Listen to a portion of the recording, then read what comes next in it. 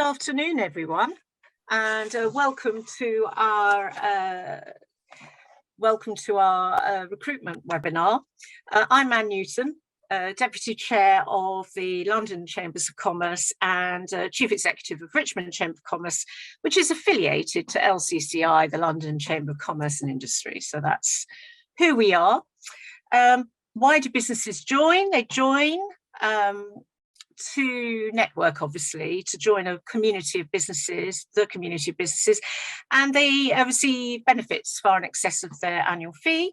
They enter the Richmond Business Awards at Twickenham Stadium, which we organise, and they enter awards such as the Training and Development Award and CSR, Environmental Sustainability. These are the kind of awards. And of course, small business, which the London Borough of Richmond upon Thames are sponsoring for us. So thank you, Richmond Council. Today's recruitment, retention and skills webinar, so it's all wrapped into one, is sponsored by Richmond Council too. So again, thank you to the council, and is part of our general online learning, knowledge sharing webinars.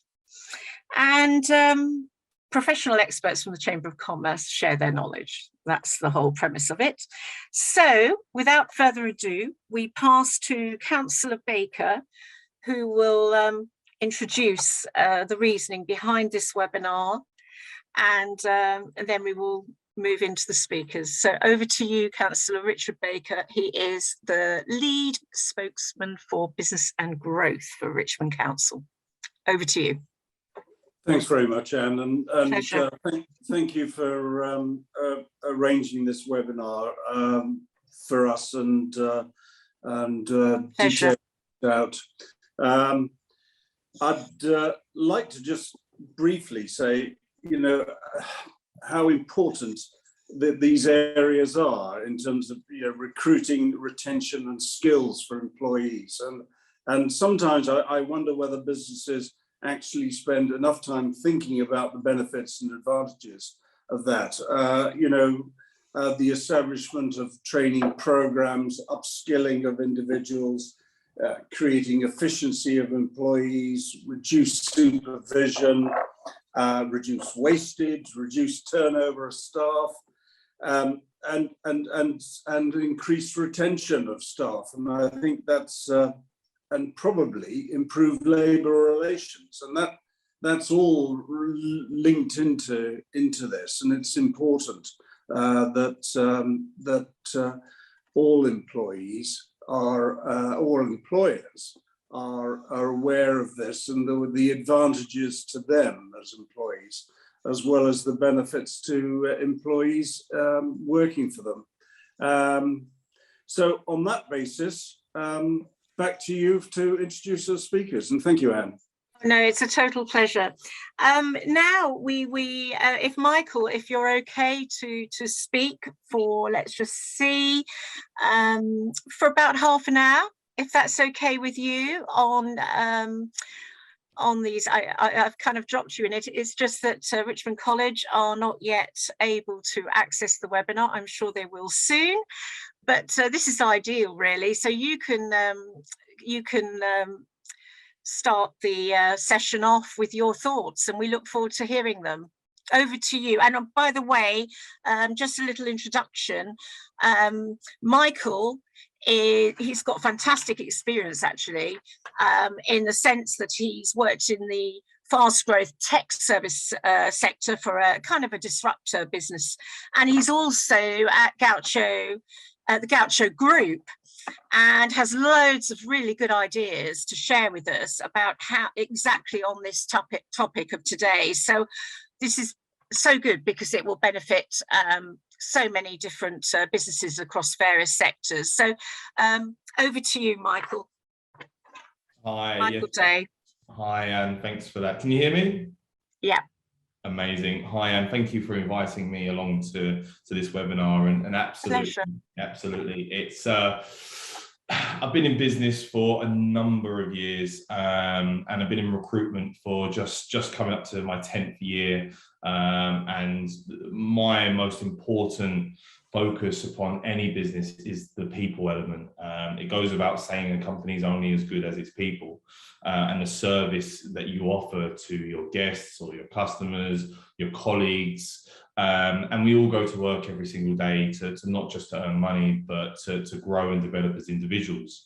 So the real question is how do we recruit people into a business with the right culture and mentality? And that really goes through, it really starts through the values as a company will have. But just to touch upon myself, as I said, I've been in recruitment for nearly 10 years. Started off nationally with a company called Blue Arrow, which anything from cleaning staff to van drivers to catering. And it really gave me a great insight into the industry and the UK job market. I then later progressed onto running my own recruitment company. So I've had the pleasure of growing a business, working with clients across all different industries, but mainly focusing within travel and hospitality. It's my passion as an industry. I love to travel, I love to fine dine, I love everything about hospitality. After a number of years growing a business and like you said, disrupting a lot of the market and showing businesses new ways to recruit, I then needed to go and develop myself further, and I went in-house into a relatively small estate agent. Now, they only had about 100 staff just before the pandemic, and we only was operating in Manchester and Liverpool and parts of Yorkshire. For the 2-3 years that I was working there, we grew from 100 staff to 600 staff within 2 years, and during obviously the global pandemic. So when everything stopped in the UK, I was busy more than, I was probably the most busy person in the UK in terms to recruitment. So I've seen how important a disruptive market and a disruption to the job market can be. So they've gone from a really, really small business now to nationwide, and they're very, very successful. And hopefully you'll see them on TV adverts, on all sorts of media. They're called Strike. So really, really successful. I'm really proud to be part of that.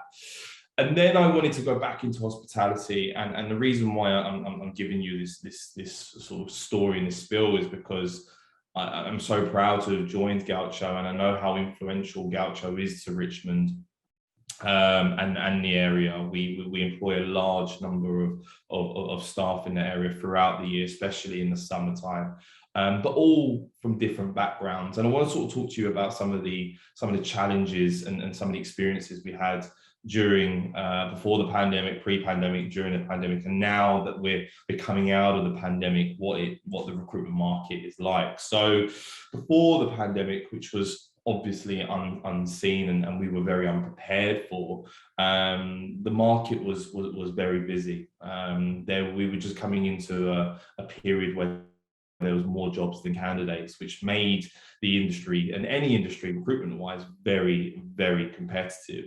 So it's all about standing out, and there's certain ways you can do that. And what I'm trying to implement here at Gaucho is certain strategies where we can really stand out from the crowd. But pre-pandemic, we were looking at numbers where for one candidate, they were getting approached or being approached by 5-6 different employers, which means you had to stand out. I was at Strike at the time, and yes, we were growing, making huge strides in growth, but it was still a difficult market to recruit for, especially when it's customer service, when it's sales. So to get through the pandemic, where people were really unsure and really uncertain about their futures and the stability of their employment, it was actually quite nice to see that we actually was a bit of an olive branch, and we offered them a new opportunity. And now I'm at Gaucho. Gaucho are doing exactly the same thing. We are scaling after 5 years of stability and 2 years of COVID. We are looking to scale. So it's important that I set out a strategy where we have a clear and precise procedure and process, where candidates can really feel like they know what's going to be happening next, and that comfort of knowing that we are a stable brand. So in regards to what I'm trying to implement is creating a process where people will understand, right, what is it I have to do to potentially gain employment? Not a lot of companies can offer that. So transparency is really, really, really key for us getting through a difficult period within the employment market at the moment. But what are the real challenges within Gaucho? Gaucho are quite a fine dining restaurant and brand, and hospitality have taken a huge hit throughout the pandemic, and especially Brexit. And let's not forget, Brexit was very, very much before the pandemic. So we already was trying to prepare for the shortages in labour from overseas, and as well as that is the supply. So luckily enough, if you didn't know, Gaucho, all of our products actually are sourced from Argentina. So the supply was already set up. We then needed to look at labour. What I have done is I've partnered with a number of local communities and charities where we are looking to not only gain employees through the experience channels like advertising or CV searching, but what I found was actually partnering with a company or a charity called Only a Pavement Away, where they support a lot of potential candidates from disadvantaged backgrounds, if they're homeless, if they're past veterans. We're working very, very closely with them as well. We're working closely with a company called the Drinks Trust, which have been around for over 100 years. They're supporting colleges and university students to gain skills that you would probably not gain through education, like bartenders, supply and stock. So we're working very, very closely with them. But some of the main challenges through Brexit is obviously not a lot of the European employees would return to the UK. So we've had to really come up with outside the box type of strategies and ideas. Alongside obviously Brexit, we had COVID, and the hospitality industry has really taken a hit with that. And what I mean by that is people, i.e. guests and customers, are not really confident enough to come back into the city centre as they used to be, which is completely understandable. But you see a lot of a huge rise in the working from home option. Employees can have now working from some of our major cities, especially an area like Richmond, where we've had to change our working hours, because normally Wednesday, Thursday, Friday, Saturday is a very, very busy time for us as a business. Now Fridays are quite quiet because people decided to work from home. So, attracting staff through our normal avenues, we've had to have different conversations with them, which has proved quite challenging, because once you get into a routine of working certain hours, certain days, it's a bit of a change. So that's been a bit of a challenge for us. We've just recently, today and yesterday, had the VAT put back onto the hospitality, which is again going to be something that we need to monitor. And obviously COVID has been, like I said, a long-lasting and it's going to be with us for a while. Retention is probably the next area that I want to touch upon. Due to the lack of candidates on the market at the moment, the competition out there has been very, very fierce, should I say. We've got lots of fantastic brands opening and expanding, which is causing people to always look at different options. So retaining your staff is all of, is the new sort of direction. It's not just about recruiting staff, it's retaining them. And there's a couple of ways you can retain your staff. Just to touch upon them is creating a culture.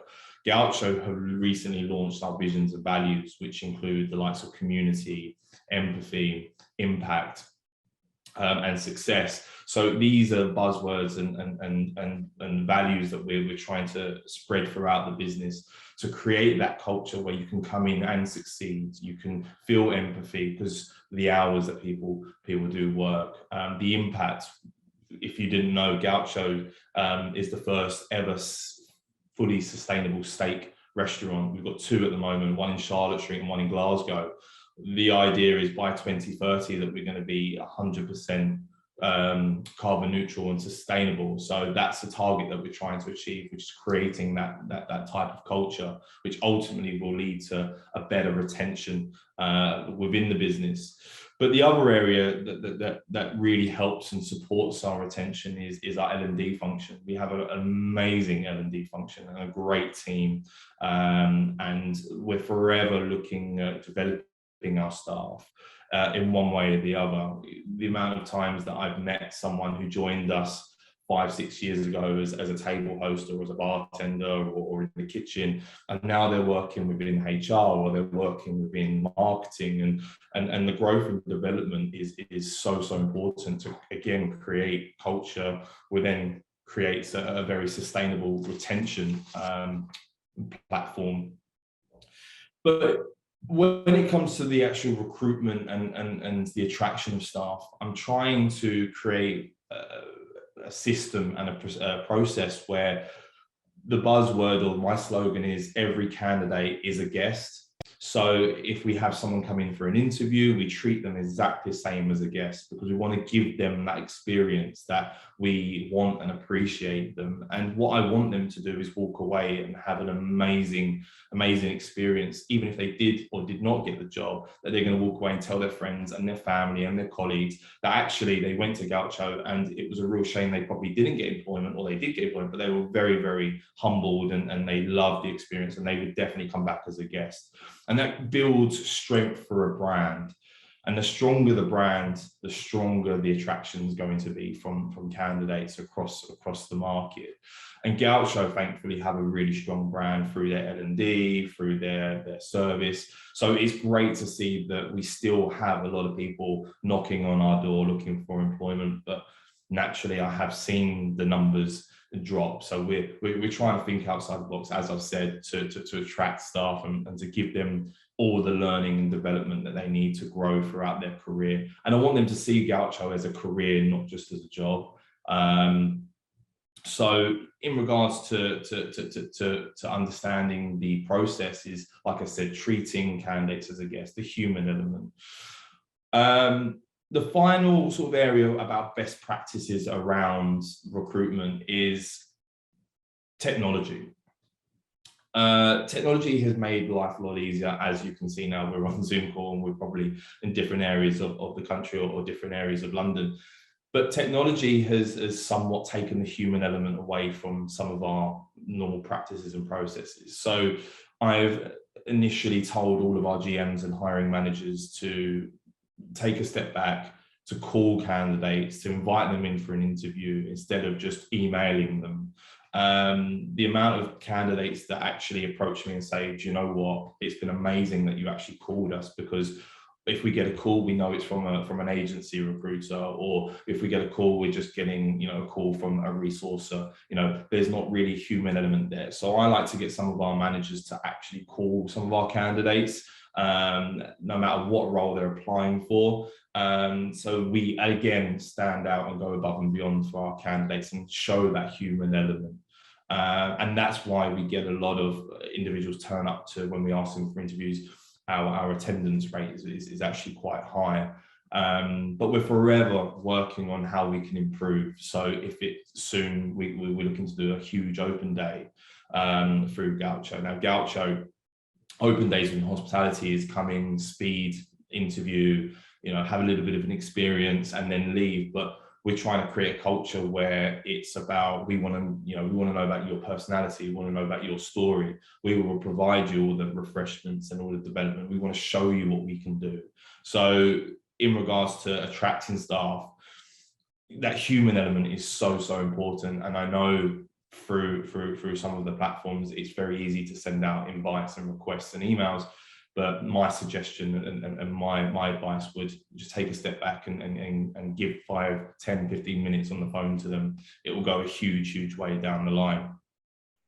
In regards to building, best practices for other business, understand the market. At the moment, I'm doing a lot of market research alongside some of our suppliers like Caterer and a company called Leisure Jobs, where we're trying to understand the market and understand how we can improve the market, not just for ourselves, but for our competitors as well. We need to really turn the tide in creating a clear pathway from education straight into employment. Now, if that's apprenticeships, if that's internships, if that's further education, any qualification, we're looking at different avenues and different ways of attracting people through these avenues, these elements. It's important that we understand that there's an attraction to go into education and go into further education like universities, but there's a huge wide world out there through hospitality that people, you know, can have the option to explore. Just making life a lot easier and opportunities through Gaucho Academy is one of those. In regards to the final sort of best practice and approaches is a direct approach. I found that just advertising on some of our well-known platforms is great, it's amazing, but sometimes having that direct approach. I once walked outside one of our restaurants and saw a group of individuals, students, and I just walked in and I had a conversation. Like I said, the human element is so important, and stripping it back to the basics is really going to help us as a business, as an industry grow. And going above and beyond and creating an environment where the culture is all about our values and understanding the different types of diverse workforces out there, diverse backgrounds, and as well as that is the importance upon mental health. We have just put through a number of our staff through mental health courses. So we have ambassadors to support our staff from 18 to teenagers all the way through to the latter part of their careers. So that's a real benefit and attraction point, and it supports with the retention as well. In the workplace, especially hospitality, can be a stressful environment.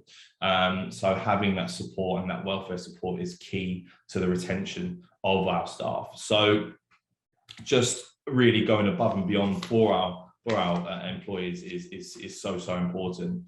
But anything in regards to our culture is, like I said, it's not all about money. It's creating a culture, creating values, and creating beliefs that you can come and join an organization and not just focus on, am I going to have enough funds to pay my bills?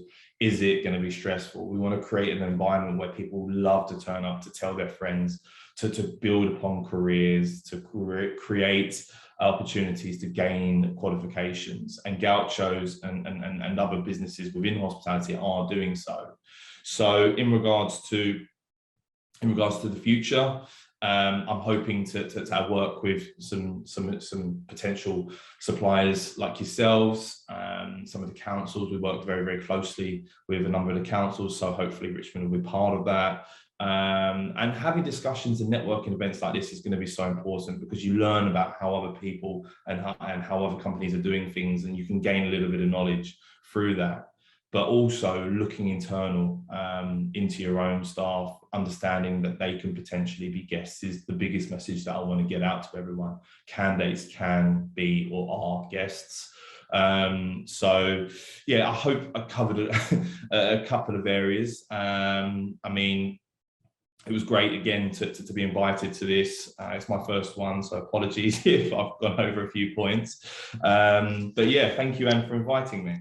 Oh, Michael, that was brilliant, absolutely brilliant. And I certainly recognise some of what you've been talking about very much at Gaucho and also at other organisations.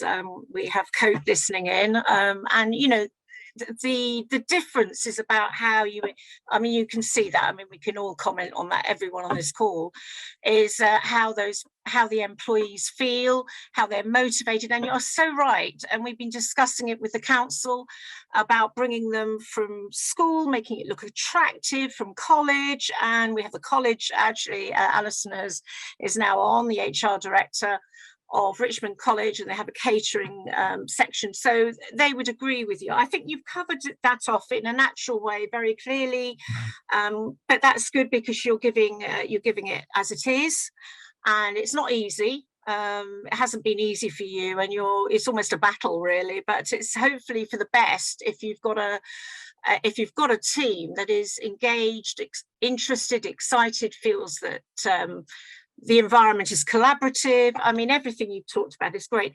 Can I ask you one question? In respect to Strike, you were in a fast-growing area at Strike. It was a service industry kind of driven by tech. In fact, I saw a first board over in Hounslow today, and I thought, oh, there's Strike. I recognise it now. So are there any pointers there? Just, we have only got 10 minutes. But are there any pointers you would like to indicate to the team, the people here, about the service industry? Is it similar or? Yeah, so Strike was designed to be very disruptive within a very traditional industry. The property industry, estate agents industry it's been around for hundreds of years, and there's a stigma that's always attached to certain industries, but this industry, being estate agents, have a certain stigma. So building confidence within the candidate when they apply or when you approach them is key, and basically detailing that we are different and we focus on our culture and our beliefs, and how, if we need to build confidence within the general public because we're new and we're disruptive, we can't go out there without building confidence within our own internal workforce. Strike were the first ever property business in the world to ever come out and say we're going to sell houses absolutely free of charge. So there's no commission, there's no agency fees. And they make money through other areas, through revenue, referral schemes and stuff. So to see it grow from 100 staff to 600, not only by attracting staff, but the challenges that come alongside that, the huge growth of areas. So the influx of managers that were needed and the influx of the welfare system, like mental health ambassadors, was important. So you're not just attracting people because it's a cool, funky new concept. There's a lot of challenges after that, but the good thing about Strike and that fast-paced industry is everyone's on the ball and understands that yes, everyone needs 5 minutes. How are you getting on, etc., etc. The industries are completely chalk and cheese, if I'm going to be really honest. Strike was a 9 to 5 Monday to Friday role, where hospitality is some of our staff work until 2-3 o'clock in the morning. So that brings up its own challenges, and anyone in HR will know that unsociable hours is not really something that's wanted within a work-life balance. But it's counteracting that. It's understanding what our candidates and what our employees need and supporting them through every part of that process, not just employing them, attracting them and saying good luck. It's supporting them through every stage of their career with us, even to the point where they potentially want to find a new opportunity. We will support them as well, and always offer them an opportunity to come back whenever they want.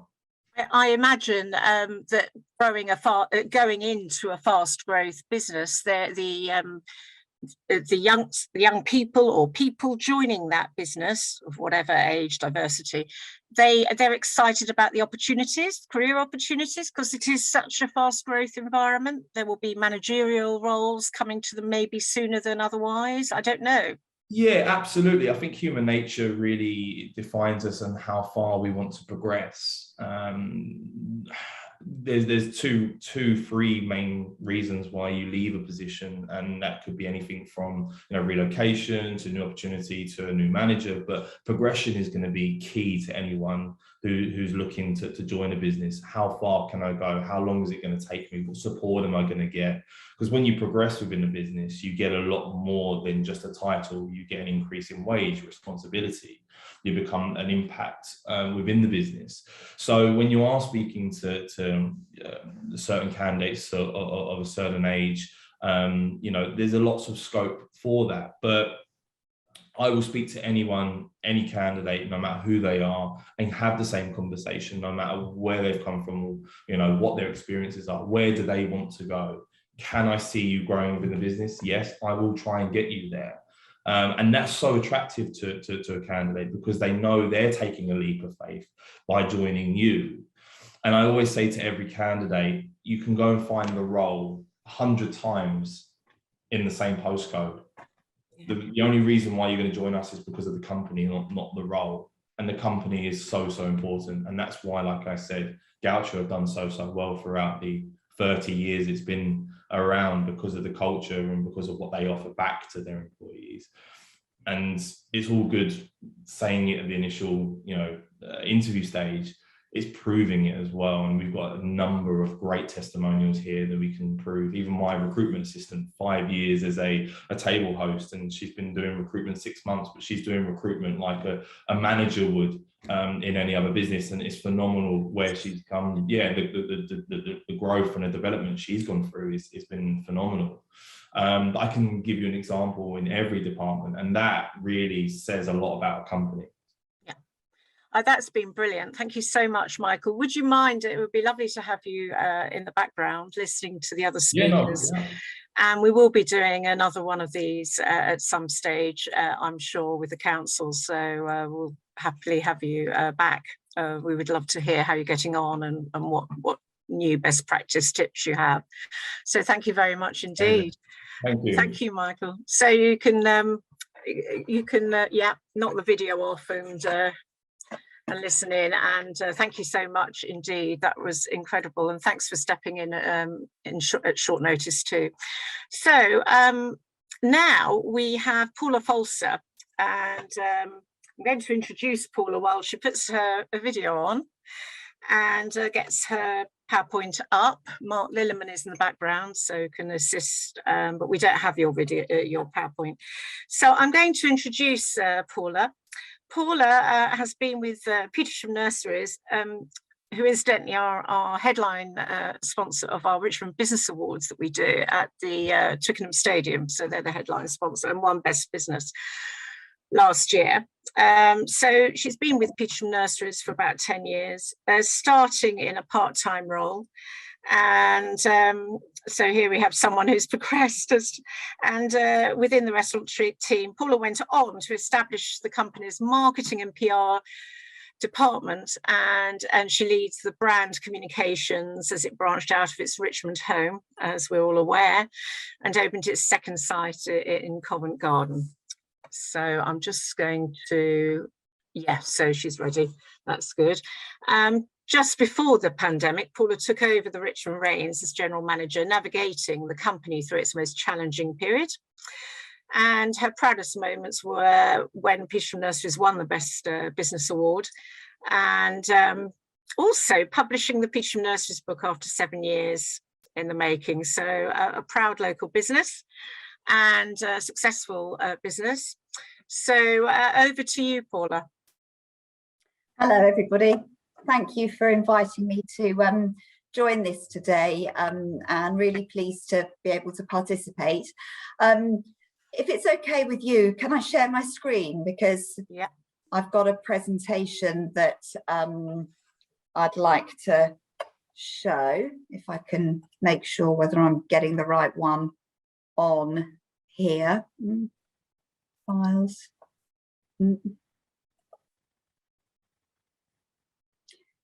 Let's see if that's going to work. Can you see that or not? No.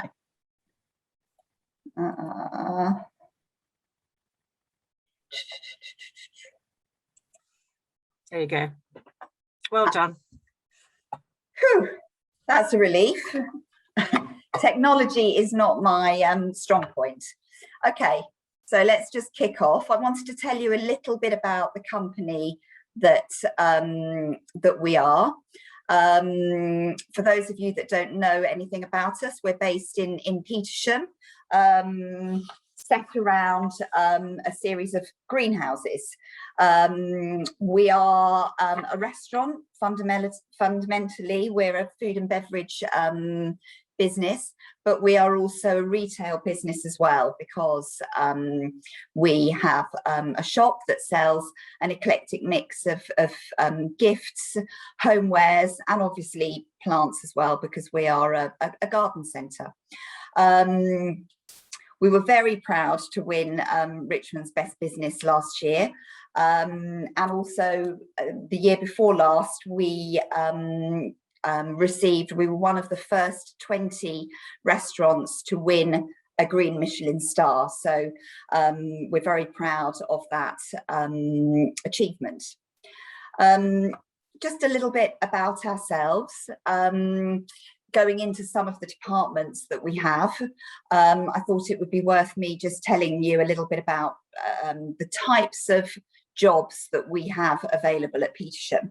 So as I said, we have a retail department because we're a shop and we're a garden centre. Within that, we have sales assistants, buyers, visual merchandisers, retail managers. We also have an e-commerce side to our business, so that in itself is a whole different department. Stock control, warehouse and logistics. And then we have a site team which has gardeners, florists, maintenance, a maintenance team, car park attendants and cleaners.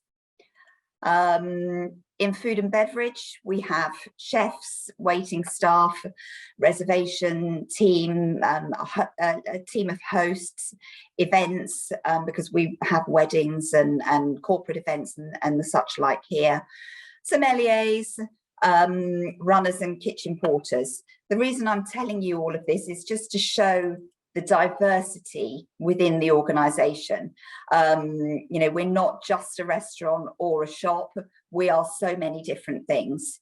Within the back office here, there's myself, the general manager, there's an ops manager who runs the day-to-day site, a finance team, a human resources team and a marketing team. We're 170 staff in total, ranging from many different ages. So we've got some senior people within our organisation, and also we've got lots of young people that are just starting out in their careers. We've got 64 full-time members of staff, 94 part-time members of staff and 12 seasonal staff. The interesting thing I think that it's important to mention is that 80% of our 170 employees live within a 5-mile radius of the nursery. We're not really a very easy place to get to, and we prefer to have people that are local to us because it makes sense for our business. So what's it been like in the last couple of years? Well, as Anne mentioned briefly at the beginning, I've been doing this job as general manager literally for the last 2 and a little bit years. I started in November, just before the pandemic hit. So I've been learning on my feet. The things that we've been facing, obviously, are the same, probably globally, as well as very locally. Brexit has had a massive impact on our business. The pandemic, you know, has created an environment that is unprecedented. 1 minute we're open, the next minute we're closed, the next minute we're open again. We're having to react to literally the unknown and to reinvent ourselves all of the time to remain in existence. The movement of workforce has been another massive challenge. I think when the business closed down for such a long period of time at the beginning, we saw a lot of our workforce go home. And whether that the home was in another place in this country or back to Europe, we did see a lot of our workforce disperse. Sickness has been another factor to deal with. You know, there's the pingdemic, people actually being away because they've had COVID or they've been in contact with somebody with COVID, has been another challenging factor. Something that we've recognised as we have in the latter parts of this period have been people's mental well-being, not only their physical well-being but also their mental well-being. And we've noticed that people need time. You know, people do not feel well in themselves. And also we've seen that people have been very frightened. You know, we've gone through periods where they were scared about coming back to work, scared about being in contact with people. And that's been another big challenge for us. Again, people quarantining, you know, when they were allowed to go home, and a lot of our staff members are foreign nationals, when they were allowed to go home, they might not have been able to come back straight to work because of quarantine periods. So we've been having to manage lots of factors with our own workforce, never mind recruitment. Rising salaries is another thing that I think it's really important to mention. You know, are we pricing ourselves? Are we paying well enough to attract the right caliber of people? I think it's another thing that all businesses are having to look at the moment, especially because there are such there is such a small pool of candidates out there. And also, you know, where people can work from home. You know, obviously a lot of our employee base are operational and therefore they cannot work from home. They need to be here. But our admin staff, our office staff want to work from home where they can. And that again is a very new thing for us. There's been massive skill shortages, and I'll talk about that a little bit more as I go on to the presentation. But it is very important to mention that there is a skill shortage out there. People have retrained, they're doing different things, and it's become very apparent while we've been trying to recruit. The next slide here, just I wanted to highlight some of the jobs that we just have always on permanent advert, permanently available. We're always looking for car parkers. We're always looking for kitchen porters. Chefs are gold dust at the moment. You know, chefs are the one job that actually we get nobody that applies. There just are no chefs out there, and I think that at the beginning of the pandemic, many of them either went home or they retrained, and they're just impossible to find at the moment. I think finding chefs is the most difficult thing for us. Waiting staff, retail, shop assistants, hosts in the restaurant, and also cleaners. So those jobs are on permanently advertised.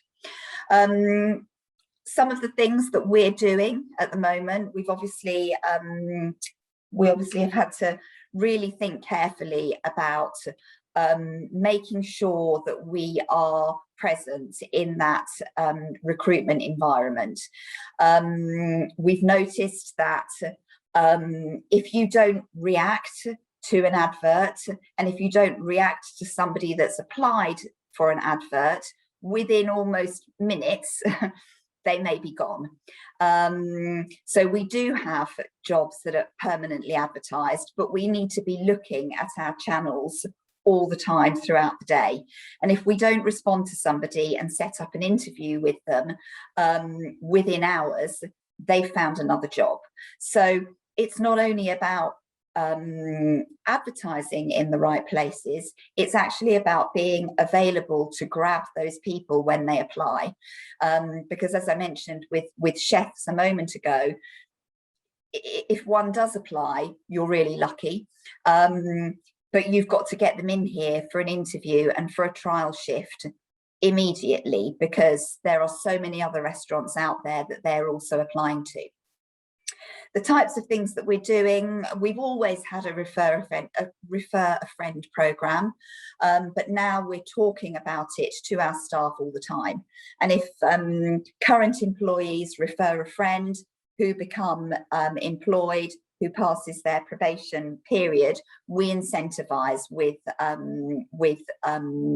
cash incentives. So that's something that we've talked to our staff about a lot. We've used a number of agencies, temp staff agencies, permanent staff agencies. A couple of months ago, we had a recruitment open day, which was very successful. At that open day, we had a goodie bag for everybody that attended. We did presentations from different departments within the business. We had lunch and breakfast for them so that we could talk about the business, the culture, the environment that you're in.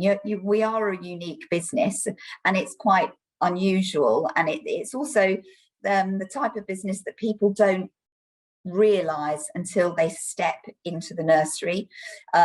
So we had a recruitment day so that we could get people in and they could visualise what we are and what we stand for. We use platforms such as CV Minder. We pay for our ads to be pushed out more into the environment. So that's also very important. We've been using LinkedIn more than we've ever used before. In fact, that's something that we've been focusing on particularly recently. Paid adverts for things like with companies like the Caterer. Last year we took on our first apprentice. So we have an apprentice chef that is training whilst he's working with us. We're looking at sponsorships, foreign sponsorships, because we recognise that the pool in this country is very, very small. So we're looking to obtain a sponsorship licence, particularly for chefs. We've used local press, and we've also used the Richmond Council careers platform, which has again been very helpful for us. I'm just going to show you a couple of our ads. This was the advert for our recruitment open day, which we incidentally ran at Richmond and at Covent Garden because we're not a million miles apart from each other. And this is a permanent poster that we have around the nursery at the moment. We also use Instagram and our own newsletters to try and attract new candidates. Staff retention. So what do we do to try and keep the staff that we've got? Because I've talked about the fact that it's such a challenge to get candidates in the first place. The pool is so small that it's an ongoing battle. It's really our biggest challenge that we face at the moment. So equally important to that is retaining the staff that we've got, because obviously if we retain them, we don't have to recruit as many. And actually, this is something that Petersham have always been very good at. I think as a small local family business, we've always been very, we've always had an ethos that has recognised the importance of creating a relationship with our staff so that they stay with us. And as Anne very kindly mentioned at the beginning of of my intro, I've been with Petersham for nearly 10 years, but we equally have many, many staff who have been with us for a long time. Our ops manager has been with the business for 11 years.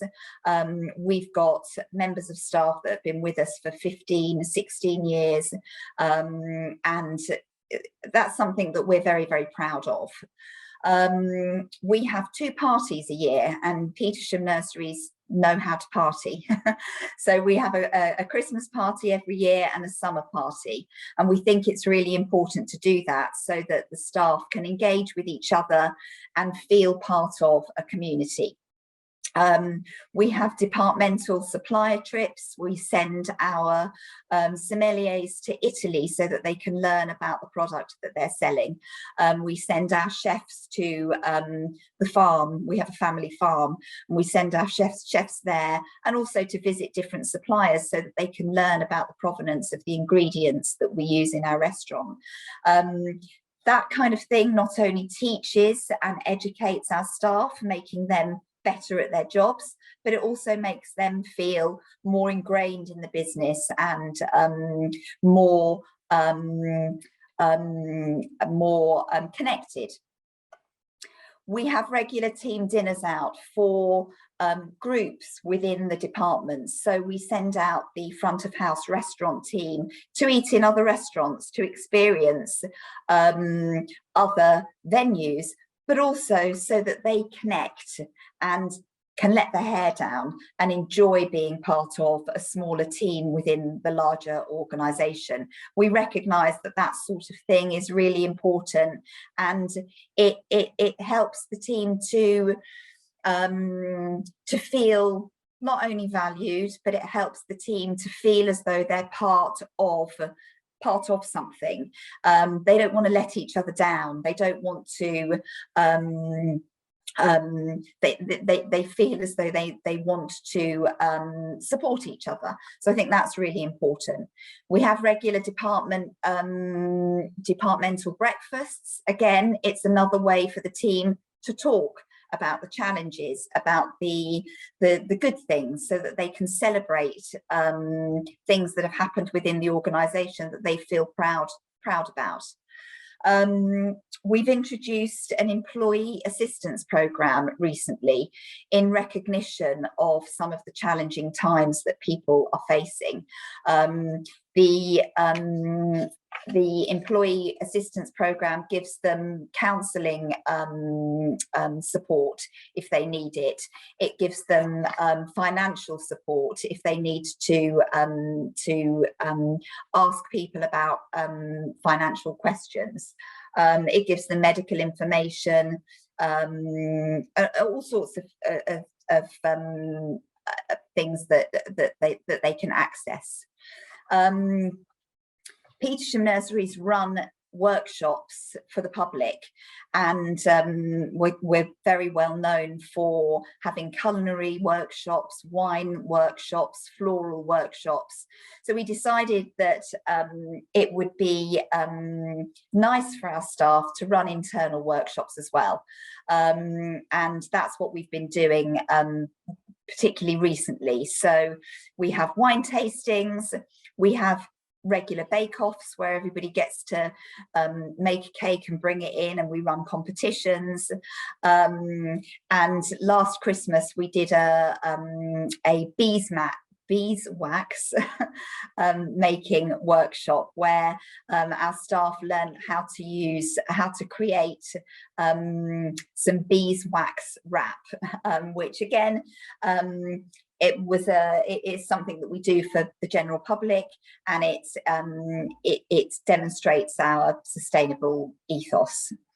Something that we did invest in quite heavily at the beginning of the year was a series of breath workshops for our chefs and front of house staff. And that was in recognition of the stresses that they are under, because our restaurant and kitchen teams are the ones that are under the most enormous stress in the organisation. You know, it's hard to work in a restaurant or in a kitchen. So we undertook a programme, a 6-week programme, which I'll talk about it in a little bit more detail a few slides down. But that was something. Oh, sorry. Paula, you've got a couple of minutes. So, okay. I mean, I'm happy to give you another, I don't know, 5 minutes. Would that be enough? That's more than enough. That's cool. More than enough. No problem. I just wanted to talk about a couple of roles that were very, very challenging to fill, and roles that you wouldn't have ordinarily thought would be challenging to fill. One was a marketing exec. We advertised to find one marketing exec for 4 months. We interviewed more than 20 people, and finding the skill set that we were looking for was nigh on impossible. As I say, at the end of the 4 months, we did take somebody on, but surprisingly, that was the sort of job that we expected to advertise and fill within a week. It surprised us beyond belief. Another job that was particularly challenging was finding a warehouse administrator. We advertised this role for 6 months. We offered it to 3 candidates who, by the time we offered it, had either found something else or didn't even respond to the phone or to the email when we tried to offer it to them. Unbelievably, we had more than 20 unattended interviews. So candidates were applying, we would set up an interview and they wouldn't turn up. That is a repetitive thing that we're finding in this environment. You know, it's not only about applying or promoting the jobs, but it's about managing to find candidates that then will come and attend an interview. Just talking a little bit about the breath workshop, because I have to say this is something that we are very, very proud of at Petersham.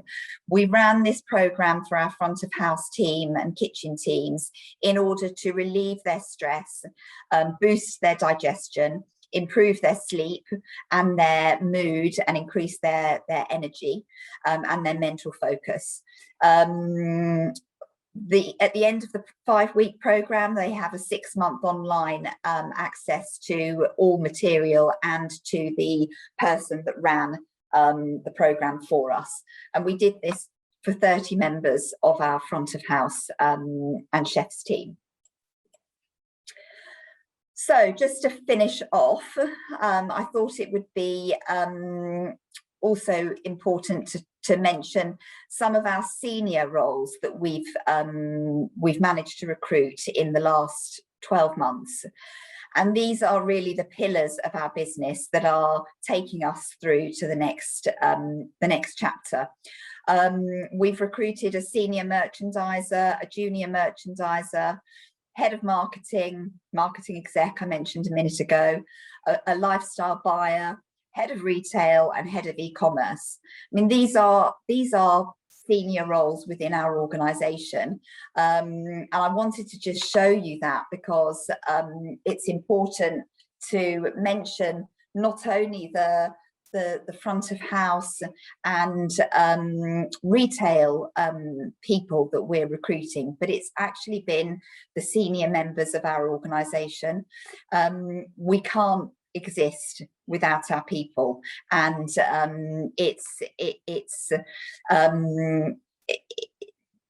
it's really important not only to spend time dedicating to recruiting, but it's also really important to have the structure within the organisation and the retention that has been mentioned a couple of times before.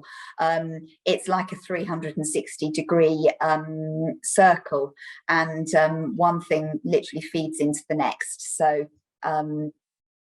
yeah, that's what I wanted to end on, really. Thank you so much. Thank you so much, Paula. I want to come and work at the Petersham Nurseries.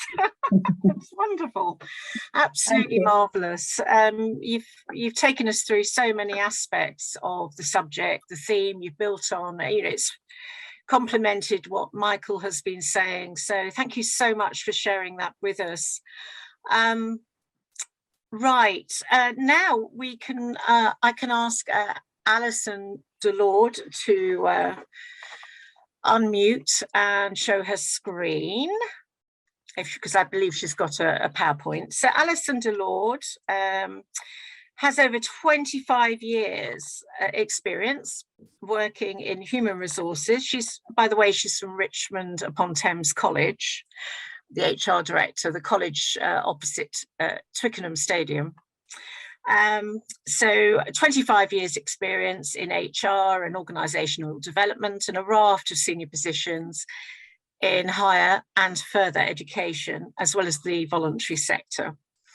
Broad experience in leadership, employee relations, policy development, organisational development, and she's also chair of a primary school federation locally as well. So that's an amazing bio. So I'm now going to pass over to Alison. I hope she's there.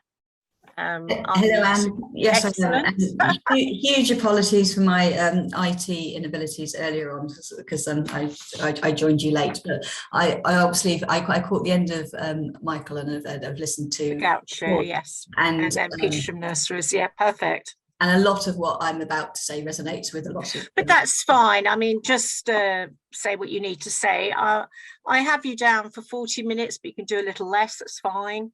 Yeah, well, so you were going to introduce the themes, weren't you? But you've heard what the others have said, which is fantastic. So I leave it. You're more than capable to take it from here as you wish. Okay. Do you have my presentation? Do you want to put it up, Mark? Do you have it?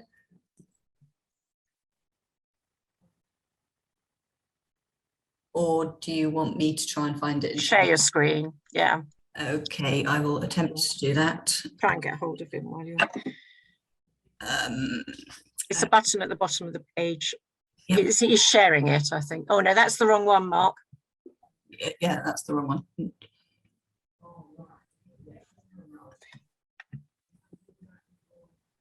If you've got mine, then I won't share it, but if you haven't, I can. Try sharing it, Alison. Okay, hang on, I've got to get me.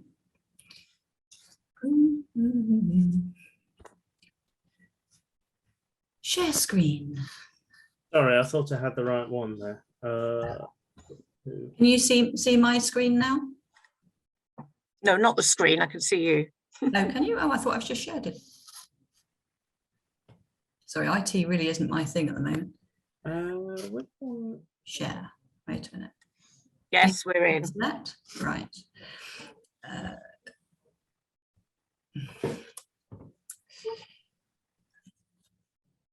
Right. Can you see the first slide? Yes. Right. So when Anne and I were first discussing the theme for today, we were talking very much about what's different about recruiting now, and we have, as we've heard, you know, that both Brexit and the pandemic have had a huge impact on recruitment across the country. So the things I'm going to cover are kind of, say, for recruitment, what kind of does recruitment look like normally? What's changed? What is it that you really want? How can we attract labour? What criteria might you use, and how you might assess your candidates?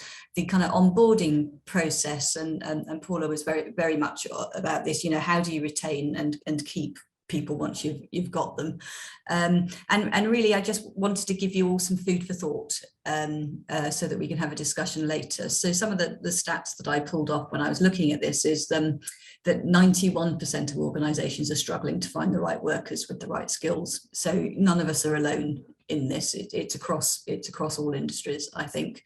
And the CIPD, which is the personnel development organisation, it says the factors that raise the quality of work, it's clear career pathways, skills building, and the balance of flexibility and security. And I think coming out of the pandemic, that kind of flexibility and security is much more important to people than it has been in the past.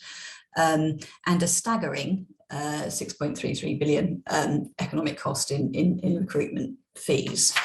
So say for recruitment, what is recruitment? So the first thing you need to do is you need to identify the needs, and it might be because somebody's left a post, or you're growing, or you just. But the first thing to do is to think about: do you want to benchmark it? Do you want to do it differently, or do you just want to do a replacement? And if you've got an HR team, you might want to talk about it with them. But if you're a SME and you don't have an HR team, just really think about: do I need a replacement? Does the role need amending? Do I just get rid of it because actually I can do it differently? You know, digital, I can do it digitally, and therefore I don't need a kind of human being at the end of the day. Even if it is a direct replacement job, always update the job description and the person spec, because what you wanted last time you recruited isn't necessarily what you want now. Advertising is obviously really key, and obviously social media is a massive part of that. None of us really put ads in newspapers anymore. That used to be the way we did it, but social media, and both Paula and Michael have kind of talked about that.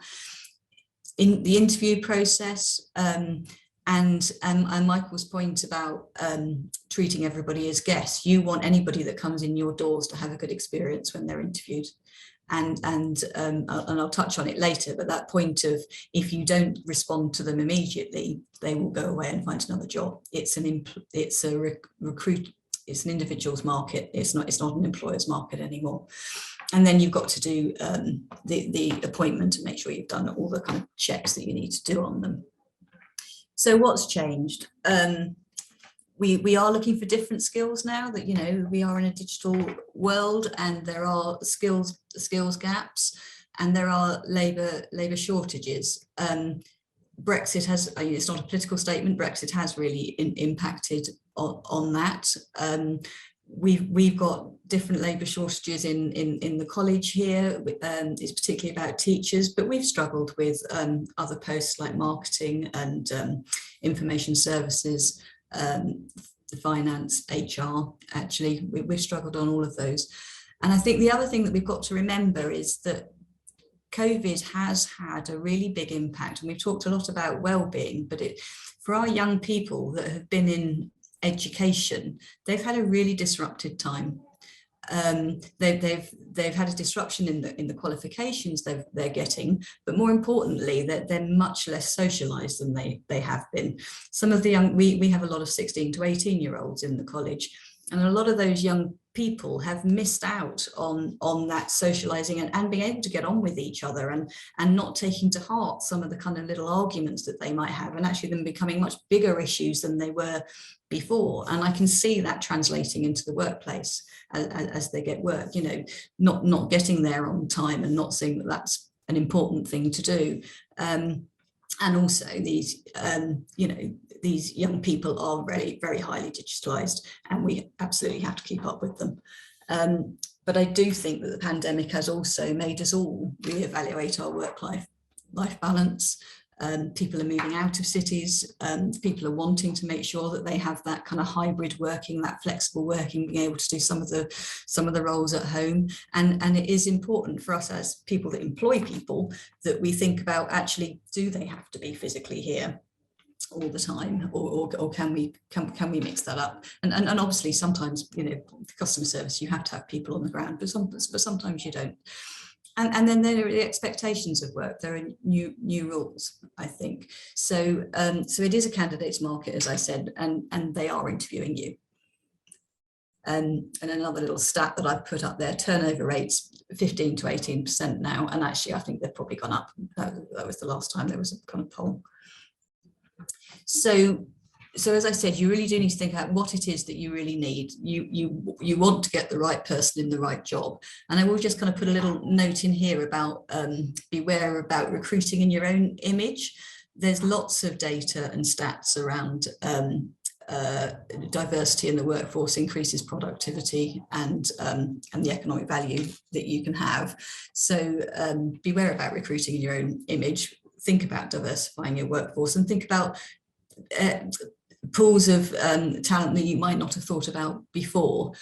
When you're looking at your job descriptions and your person specifications, think about what is the actual critical thing that you really need. So you can look at your own employees that you've got at the moment, look at the good ones, what have they got that you really need, and put it in your person spec. Or if there's something that you're missing and you think they really need this particular skill, and you haven't got it at the moment, put it in your person spec. Don't bother putting in the, you know, things that might be nice to have, like, I don't know, an MBA from Harvard, if actually they don't need an MBA from Harvard. Just don't. I mean, I'm obviously exaggerating, but don't put it in there. And also think about doing it differently. We too struggled with getting marketing posts, but we now do a digital marketing apprenticeship. at Richmond College, and actually that's been really successful in training these young people in digital marketing and then getting them into employment. So maybe think about having an apprenticeship or an intern or something else, so that you can kind of grow your own and train and upskill people. And people do have different talents. It's worth finding out what the staff that you have got, what skills they've got, because actually they could be doing more or a different role in your organisation, that you're finding it hard to recruit to. And Paula talked about her recruitment strategies. It's not all about pay, but you do have to price yourself right. Do benchmark yourself against other companies that are doing the same sort of thing as you. There is something very true about, if you recruit in haste, it can lead to mediocre talent. You can be very, very desperate to fill a role. Don't just take it because you just want somebody in the role. Take your time and get it right, because actually having to do it again 6 months later or two weeks later is going to be expensive. And I think both Michael and Paula talked about it. We all need to improve our kind of employer branding. Candidates are selective about the company they work for, and the culture that they're in, and they do look at reviews on places like Glassdoor and Indeed. So you need to be able to provide an interesting career. You need to let them know that there's upskilling to progress. There's professional development or training that they can have, and they want to know that there's kind of that hybrid flexible working opportunity too. Paula mentioned it, but the kind of employee referral program, have brand ambassadors and testimonials of people that say what a brilliant place it is to work here is really good kind of advertising for you.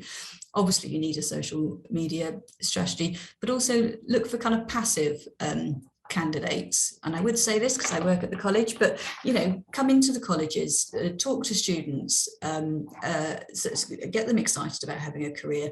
We have catering here, and our catering students love to kind of go and get work experience in local restaurants, but we have health and social care. There are all sorts of things that come and talk to our students or offer work experience, and you'll find that they will then come, and sponsoring community events and so on. So what criteria? So in your job adverts, what they want to know is what is in it for them. So obviously you need to kind of look at pay and pensions. I've talked about that. Think about what qualifications you want. Is it a license to practice? Do they need some kind of plumbing qualification, or gas engineering certificate or whatever it might be? Or are the qualifications you're asking for just nice to have? And sell the benefits of what you've got, whether it's remote working, all the stuff around well-being that Paula was talking about, other things like salary sacrifice and that sort of engagement stuff around team outings, food festivals, sports days, whatever it is that you might do. And something that I think has become much more important since COVID is generally around resilience and attitude of people. You need to get the people that have some resilience and attitude to kind of stay in the job once you've got it. So how do you assess your potential candidates? It's quite helpful if you kind of create a candidate persona. So if you think about the ideal person that I'd quite like in this job, so that you know who you're targeting. Look at the best performers you've got. I'm sorry. Look at the best performing employees you've got. What's their skill set? Look at the skill set that you haven't got. Look at what experience you want, their goals and motivation.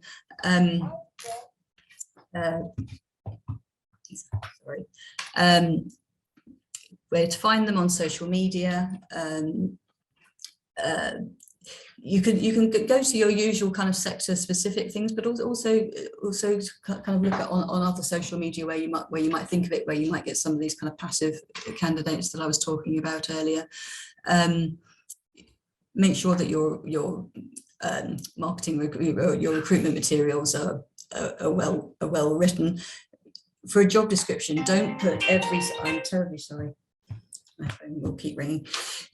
Don't put every single task on a job description. Just put the top key roles that you're looking for, because people will not wade through pages and pages. Paula mentioned it, but there is ghosting. They will not wait a long time for an interview process. They won't play the long game if you don't get back to them. It's really important that if you've got a deadline for shortlisting, you shortlist them and get them in. And I would say, don't hold out for the unicorn, because they don't exist. That's not saying, you know, settle for something that you don't want, but just think about what it is that you really need, and whether they've got those. So in terms of interviews, you know, everybody's a guest, as Michael said. You know, it's a two-way interview. They're interviewing you as much as you're interviewing them. Think about how you're going to assess them. What, you know, obviously there's the interview, but is the way that they speak and the way that they can think and the way that they kind of research things important? Then get them to a presentation, get them to do a written task if that's an important thing to do, get them to have a group meeting and work with teams if actually that's an important part of the role. And just think about what's important part of, I mean, obviously for us with teachers, we get them to do what's called a micro teach, where we get them to teach a group of students so that we can see, give them a test that's real to and related to the job. And what you can do is offer people trial periods if they're willing to do it. I mean, obviously you would need to pay them for that time, but just say there's a week trial period, come in, or just invite them in for a day and see how they feel about that. So you managed to find someone, you've got them in, so now you must keep them and you must give them a great experience from the very first day. So according to LinkedIn, 93% of employees would stay if the company invested in their careers, and 87% of employees are likely to stay if they demonstrate commitment to their well-being. That was another YouLife survey. So do keep in touch with them. You know, you have a kind of probationary period when people first start. I mean, you can make it very formal by having formal recorded meetings, and this is just our probationary period where we have an initial meeting to set objectives and then have review meetings and make sure you communicate any concerns as soon as they're apparent so that they can kind of be remedied. And giving them a good induction and welcome to the organisation, give them a buddy or a mentor is a good way to kind of make sure that they have a good experience when they first come to you.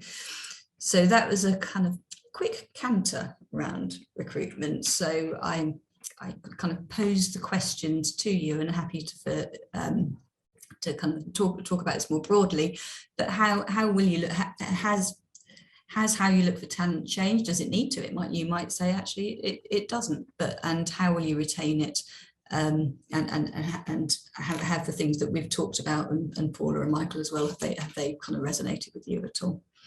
Okay, thank you very much indeed. Thank you very much indeed, Alison, for your presentation. Really useful structure, HR structure, over what the others have been saying. So about the best practice tips for recruitment and retention and skills development. So I like the idea of getting businesses into the college. I think we need to do more of that once we get past this pingdemic, as Paula called it. Yeah, but thank you very much for that. And schools as well, you know, schools, obviously I'll shout out the colleges, but schools too. Yes, across the range. Yeah. Okay, thank you very much. So I'm now going to ask Chantel, and I've got a little introduction here, Chantel. Oh, I think so Richmond Council, the London Borough of Richmond upon Thames, our local authority, are very keen to support employers and businesses across the borough. And Chantel Daniel is the lead on this, and so head of employment and skills at the local authority. And so she's going to share how the local authority supports businesses. And so this is, they have various services that they're continually developing to ensure that the local authority supports businesses through this particularly difficult time. So over to you. Hopefully you're there, Chantel, and you can show your screen and I will melt away. And thank you, Anne. Thank you. And so you have the floor. Thank you. So thanks for inviting me today. Thank you. And as Anne said, my background is actually in human resources as well. And I have run recruitment and talent department of a council. So all the things that people have been talking about, I completely understand. But I now run a service within the council that is called WorkMatch, which is here to support local businesses as well as local people. So I'm just going to go through a quick presentation about the service that we can offer, where hopefully we can help with some of the issues that we've been talking about this afternoon. And I will stress that our service is free. So as we said, we're here to support businesses in Richmond. Thanks. Okay, so first of all, what is WorkMatch? Okay, well, it's really about what I'm going to talk about today is sort of who we are, what we do, the journey of concept to delivery. I'm really going to encourage you to think about using the service to help you to recruit staff, and really to talk about how we're trying to ensure that we're complementary to the employment and skills delivery that's available locally, and letting you know what, as a business, is available to you, a lot of it for free. Okay, so you don't actually have to pay for it. So it's getting you to understand the options that are available to you, and how we can support you to recruit, retain and train your staff. Okay, thanks. So height of the lockdown, the Richmond Council decided to launch WorkMatch in the Borough of Richmond. So we have been going in Wandsworth since 2013 as a service. And so Richmond decided to buy into the service to provide the service to local businesses and local residents. So we went out with a big ad campaign. Wasn't a great time to launch as we were just about to go into another lockdown, but who knew that at the time? Obviously, unemployment figures had risen by over 230% in Richmond at that time during the height of it. So there was a real need to support local residents and local businesses at the time. We have key partnerships with the Department of Work and Pensions, so Job Centre Plus, all Read in Partnership and all other providers. We also have a dedicated team of who are there to engage with businesses and support businesses in the local borough, but also to provide employment support. So basically to get local people ready for the vacancies that you have available, screen and vet people, make sure that they have skills, qualifications. So for example, if you need security guards, do they have an SIA badge? Things like that. So support people through that. So far, we've worked with about 60 employers, supporting them with over 200 vacancies. So that's the journey so far. As I've said, our service is free to local businesses, and we're particularly here to support SME businesses. We're very much business led, so it's about you as a business. It's having a professional recruitment service for you as well that's tailored to your business needs. So it's about understanding you as a business. What is it that you need? It's not about throwing as many people at as vacancies. So a lot of you have talked about people not turning up to interviews, people not being prepared. So me and my team would make sure that that wouldn't happen. It's about quality over quantity. So it's really about, are we sending the right candidates to you for the vacancies that you have? So it's a screening and vetting service that is completely free. And we're saving you time as well, because we're doing that for you. We're also offering a free service to the residents, as I said, so we're also giving them training. So part of that will be about their CVs, interview skills, confidence skills, getting them to look at retraining, giving them specific qualifications or experience that they need to access the jobs that are available. So it's really about looking at it from both points of view, but coming at it, like I said, from a business-led point of view about what are the needs of the business, and then how do we prepare the candidates for that. We have a dedicated website that will advertise your vacancies. And so we also use various other channels. So we work with lots of other partners like Job Centre Plus, lots of other housing associations, local colleges. So we work with Richmond upon Thames College, we work with Richmond and Hillcroft Adult Community College, as well as working with St Mary's University. So all sorts of organisations. We have all those links. So engaging with WorkMatch means that you get access to a wider partnership of people across the borough to really get access to those candidates.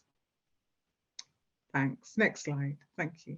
So this is just to give you an idea of the growth of the economic inactivity that happened around the impact, and really the impact of COVID-19. What, you know, as we said, a lot of, particularly in hospitality and catering, prior to COVID, 79% of people that worked in those industries were foreign nationals.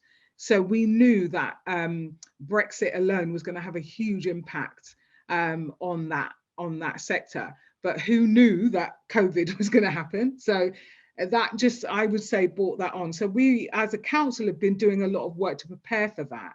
And we continue to want to work with businesses to look at how we can solve that problem. And I'll talk a bit later about some of the things that we're doing. And I'd be particularly interested to work with Petersham Nurseries and Gauchos to help with those solutions and look at how we can work together. But what it does mean is that we now have an understanding of the talent locally that are available for you as employers to tap into.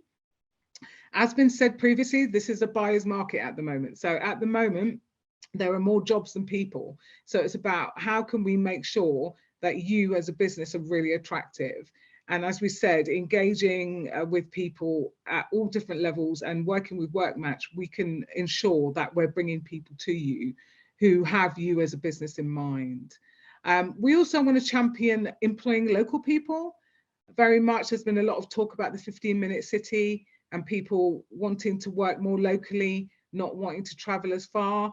That also helps with environmental impact as well. So the more that we encourage local people to work locally and for businesses to hire locally, that can only be really positive for all of our goals. Thank you. Next slide.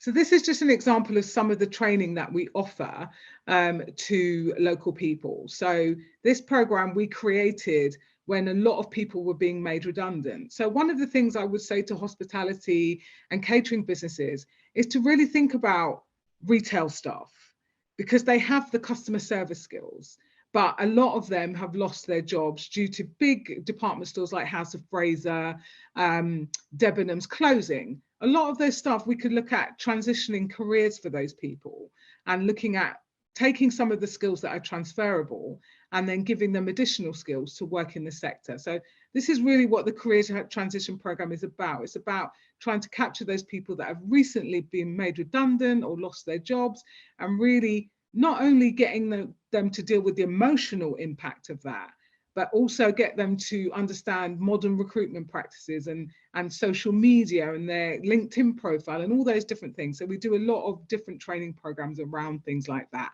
And Career Transition Programme is just an example of things that we do.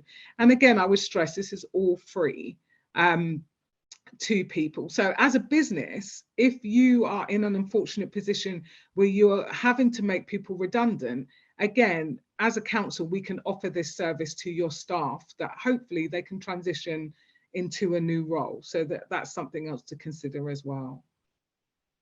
Thank you. Next slide. So next slide, because I've just talked about that. Okay, so great. So why should we exist, and what are we hoping to do? So like I said, for businesses, we're here to help. We're free. You know, we're here to help any business. large or small, but we really particularly for those SMEs who don't have HR departments or might not have HR professionals, you know, we are here to support with that. As I said before, part of the recovery is about working locally and making sure that as a borough, Richmond is thriving, our businesses are thriving, our local economy is thriving. And part of that is for us to make sure that we're supporting our businesses as much as we can. So we have, I'm part of the economic development team. So I work really closely with my colleagues in the high streets team, with my colleagues in the business enterprise and business support teams as well. So we all work really closely together to support you as businesses. Also, elected members are aware of the service, and of the fact that they're funding this service shows that members really care about you as businesses and making sure that they're supporting you, but also for residents as well. You know, making sure that we are supporting residents and that we are, sorry, phones are going off. That we're supporting members, local residents, and that we're here to support them and raise aspiration and really get them to understand the jobs that are available to them locally. Next slide, thank you. Here is just some of the quotes from businesses that we've worked with and also local residents as well. So just see, it's been a positive experience, because for us as a council, it's about you businesses as a customer, but also local people, and making sure that we're providing a service to them that's of the highest quality. Next slide, thank you. So here are this is the web page for Richmond Work Match. So as a business, as you can see, there's a tab, so you can contact the team and they will support you with your free recruitment service. But this is also the portal where your jobs will be advertised, and also where local people can access different systems and different support. Thank you.